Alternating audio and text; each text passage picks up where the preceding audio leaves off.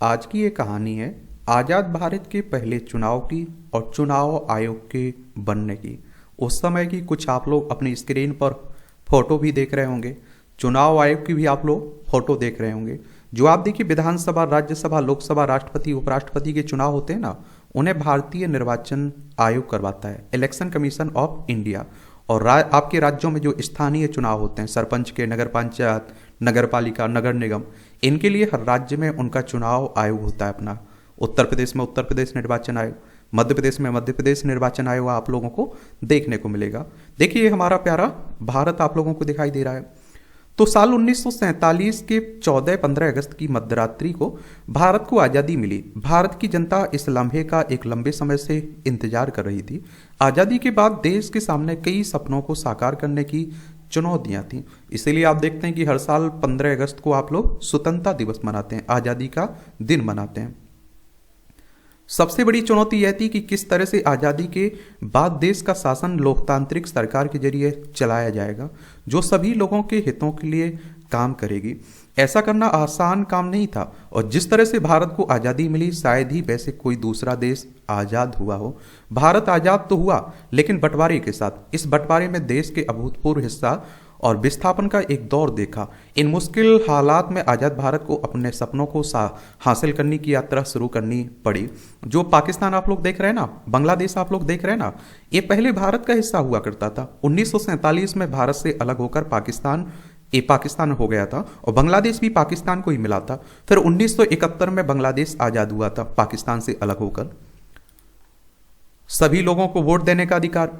तो भारत ने आज़ाद होने के बाद उस रास्ते को नहीं चुना जिसे पश्चिमी देशों ने चुना। पश्चिमी देशों में एक लंबे समय तक कुछ अमीर लोगों के पास ही मतदान का हक था, और कामगारों और महिलाओं को वोट देने के अधिकार से वंचित रखा गया था। जिनके पास पैसा है, जो अमीर हैं, उन्हीं को आप देखते हैं कि वोट देने का अधिकार था।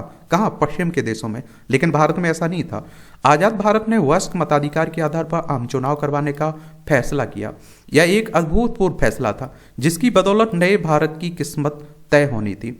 और आज़ादी से पहले केवल सीमित संख्या में लोगों को वोट देने का अधिकार दिया गया था। उस समय वोट देने की योग्यता इस तरह से तय की गई थी कि केवल धनी जमींदारों और व्यापारियों के पास ही वोट देने का अधिकार था।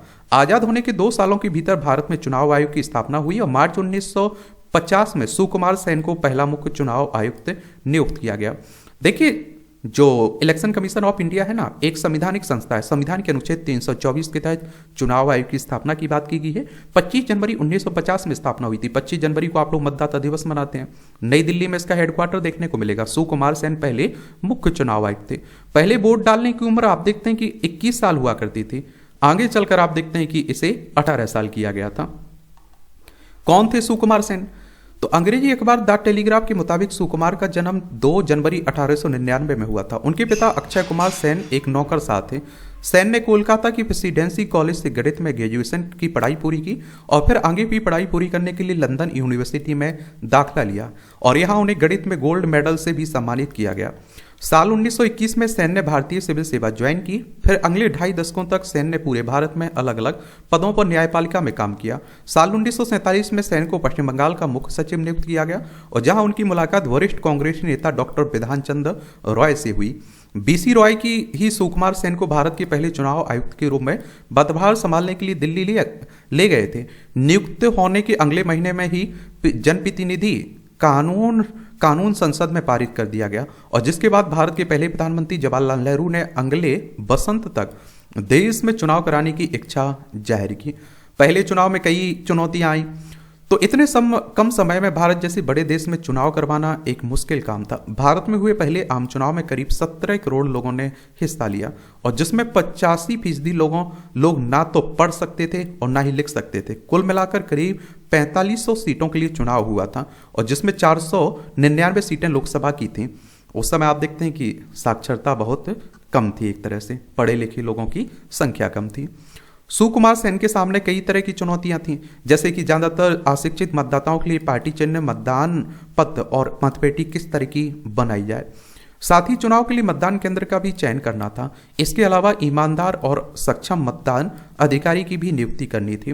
रामचंद्र गुहा अपनी किताब इंडिया आफ्टर गांधी में लिखते हैं कि उनके सामने सबसे बड़ी समस्या थी महिला मतदाताओं का नाम मतदाता सूची में जोड़ना। बहुत सी महिलाओं को अपना नाम बताने में झिझक थी और वो अपने आप को किसी की बेटी या फिर किसी की पत्नी कहलाना ज़्यादा पसंद करती थी। सुकुमार सेन ने अपने अधिकारियों को निर्देश दिया कि इस तरह के मतदाताओं का ब्यौरा लिखने की जगह कड़ाई से मतदाता का नाम दर्ज करें। और पश्चिमी देशों में मतदाता पढ़े लिखे होने के कारण राजनीतिक दलों को नाम से पहचान जाते थे। वहीं भारत में मतदाताओं को समझाने के लिए तस्वीरों का सहारा लिया गया। हर मतदान केंद्र पर मतपेटियां रहती थी और जिस पर पार्टी का चुनाव चिन्ह बना होता था मतदाताओं को उसमें अपना वोट डालना पड़ता था। नकली मतदाताओं से बचने के लिए भारतीय वैज्ञानिकों ने ऐसी स्याही बनाई थी जिससे मतदाताओं की उंगली में लगा दिया जाता और यह एक हफ्ते तक मिटती नहीं थी। और आप देखते हैं कि अभी भी बहुत सारे लोग चुनाव चिन्ह देखकर ही आप देखते हैं कि वोट देते हैं। दुनिया ने पहले भारतीय चुनाव पर क्या कहा? तो भारत का पहला आम चुनाव पूरी दुनिया में लोकतंत्र के इतिहास के लिए मील का पत्थर साबित हुआ। इसके बाद यह बात साबित हो गई कि दुनिया में कहीं भी लोकतांत्रिक चुनाव कराए जा सकते हैं। अंग्रेजी अखबार इंडियन एक्सप्रेस के मुताबिक फरवरी 1952 में जब मतदान खत्म हुआ तो भारत में ब्रिटेन के हाई कमिश्नर आर्ची वाल्ड ने एक रिपोर्ट लिखी और इस रिपोर्ट में उन्होंने कहा कि यह चुनाव संसदीय लोकतंत्र के तौर पर तरीकों को समझने के लिए एक परीक्षा थी और जिस पर यह देश अच्छी तरह से खरा उतरा।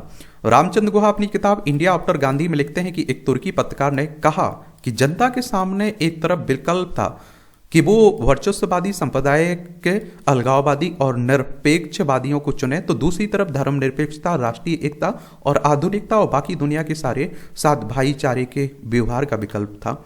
जनता ने आधुनिकता और तरक्की को चुनकर अपनी परिपक्वता का परिचय दिया और अराजकता को खारिज कर दिया।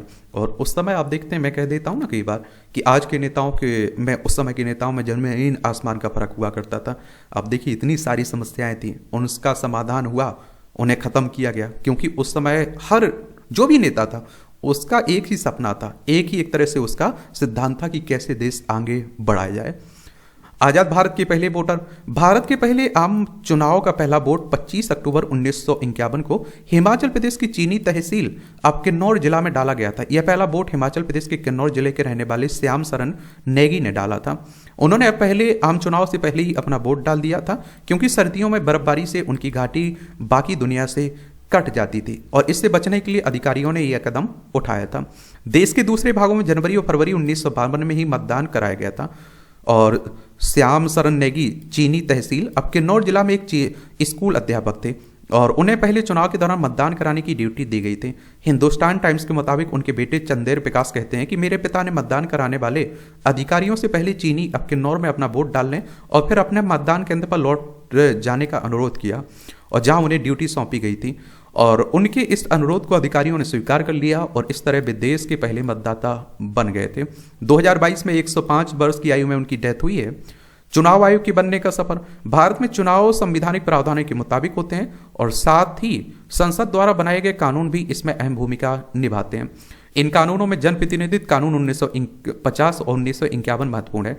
भारत का चुनाव आयोग एक स्थायी संवैधानिक निकाय है जिसकी स्थापना 25 जनवरी 1950 को संविधान के मुताबिक की गई थी। आज के समय चुनाव आयोग में 3 सदस्य होते हैं, एक मुख्य चुनाव आयुक्त, 2 अन्य चुनाव आयुक्त। लेकिन 1950 में जब इसकी स्थापना की गई तब इसमें केवल मुख्य चुनाव आयुक्त ही इसके एकमात्र सदस्य होते थे।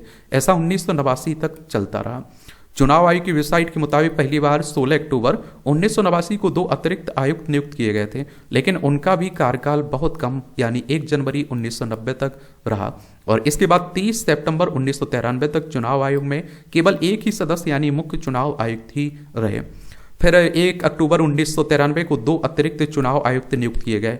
तब से बहुसदस्यीय आयोग की अवधारणा चली आ रही है जहां बहुमत से फैसले लिए जाते हैं। चुनाव प्रणाली में हुए अहम सुधार। जब चंद्रशेखर कांग्रेस के समर्थन से प्रधानमंत्री बने तो दिसंबर 1990 में टीएन सेशन को 10वें मुख्य चुनाव आयुक्त की जिम्मेदारी सौंपी गई। भारतीय चुनाव प्रणाली के लिए सबसे अहम पल था ये, क्योंकि सेशन की नियुक्ति के बाद देश ने कई महत्वपूर्ण चुनाव सुधारों को देखा। वह 12 दिसंबर 1990 से 11 दिसंबर 1996 तक इस पद पर रहे। उन्होंने फर्जी मतदान पर रोक लगाने के लिए फोटो पहचान पत्र या वोटर आईडी कार्ड की शुरुआत की। नेताओं ने उनके इस फैसले का यह कहकर विरोध किया था कि ये भारत जैसे देश के लिए बहुत खर्चीली चीजें हैं और उनके कार्यकाल के दौरान ही अक्टूबर 1993 में चुनाव आयोग को 1 से ज्यादा सदस्यों वाला निकाय बनाया गया और उनकी नियुक्ति के बाद राजनीतिक दल और उम्मीदवार आचार संहिता को गंभीरता से लेने लगे। 2022 में चुनाव आयुक्त की नियुक्ति में सुधार की मांग वाली याचिकाओं पर सुनवाई करते हुए सुप्रीम कोर्ट ने कहा था कि अब तक कई चुनाव आयुक्त रहे, मगर टीएन सेशन जैसा कोई कभी कभार ही होता है। और देखिए, सुप्रीम कोर्ट की बात करें तो हमारी सर्वोच्च अदालत है। संविधान के अनुच्छेद 124 के तहत सुप्रीम कोर्ट की स्थापना की बात की गई। 28 जनवरी 1950 में स्थापना हुई थी। राजनेताओं के खिलाफ कमर कसकर निष्पक्ष और बेदाग चुनाव कराने के लिए चुनाव आयोग में जिस कड़े तेवर की शुरुआत टीएन सेशन ने की, उसे जेम्स माइकल लिंगदो ने और मजबूत किया। वह भारत के 12वें मुख्य चुनाव आयुक्त थे जिन्होंने जून 2001 से लेकर फरवरी 2004 तक इस जिम्मेदारी को निभाया। 2002 में गुजरात दंगों के बाद राज्य सरकार की चुनाव कराने की घोषणा और चुनाव आयोग से हुए टकराव के कारण लिंगदो ज्यादा चर्चित हुए। तत्कालीन राज्य सरकार राज्य में जल्दी चुनाव कराना चाहती थी, लेकिन लिंगदो ने दंगों के बाद हुए हालात का हवाला देते हुए चुनाव न कराने की बात कही। आखिरकार दिसंबर 2002 में ही गुजरात में चुनाव हो पाए और इस प्रकरण ने यह दिखा दिया कि चुनावी प्रक्रिया में सत्ता का खेल आड़े नहीं आ सकता है। और इसके अलावा 2002 में जब आप देखिए जम्मू कश्मीर में हुए चुनाव भी लिंगदो की एक बड़ी उपलब्धि है। इस चुनाव में न सिर्फ अपेक्षा के शांत चुनाव हुए थे, बल्कि लोगों की हिस्सेदारी भी बढ़ी। और चुनाव आयोग को कहां से मिलती है फंडिंग? चुनाव आयोग नियमित बैठकें आयोजित करता है। आयोग के लिए फैसलों में सभी चुनाव आयुक्तों की भूमिका एक जैसी होती है और आयोग समय समय पर अपने सचिवालय में अपने अधिकारियों को उनकी जिम्मेदारी सौंपता है। और आयोग का नई दिल्ली में एक सचिवालय है जहां 550 अधिकारी अलग अलग पदों पर काम करते हैं। चुनाव आयोग के सचिवालय का एक स्वतंत्र बजट होता है। इस बजट को चुनाव आयोग और केंद्रीय वित्त मंत्रालय के बीच सीधे परामर्श से अंतिम रूप दिया जाता है। आमतौर पर वित्त मंत्रालय बजट के लिए चुनाव आयोग की सिफारिशों को मान लेता है। और देखिए, बजट शब्द का उल्लेख हमारे संविधान में नहीं है। वार्षिक वित्तीय विवरण की बात की गई संविधान के अनुच्छेद 112 में। हालांकि चुनाव के वास्तविक संचालन पर होने वाला खर्च केंद्रीय कानून मंत्रालय और संबंधित राज्यों संघ शासित प्रदेशों के बजट से लिया गया जाता है। अगर लोकसभा चुनाव हो रहे हैं तो पूरा खर्च केंद्र सरकार उठाती है, जबकि राज्य विधानसभा चुनाव के लिए सारा खर्च संबंधित राज्य उठाता है। वहीं अगर लोकसभा और राज्य विधानसभा का चुनाव एक समय पर होता है तो पूरे खर्च को केंद्र और राज्य सरकार के बीच समान रूप से बांटा जाता है। और एक देश एक चुनाव की बातें भी होती रहती हैं कि विधानसभा और लोकसभा के चुनाव एक साथ करवा लिया जाए तो 5 साल के लिए फुर्सत हो जाए। तो इस तरह से चुनाव आयोग और पहले चुनाव की एक कहानी है। आप लोग क्या सोचते हैं? अपनी राय आप लोग जरूर दे सकते हैं। धन्यवाद।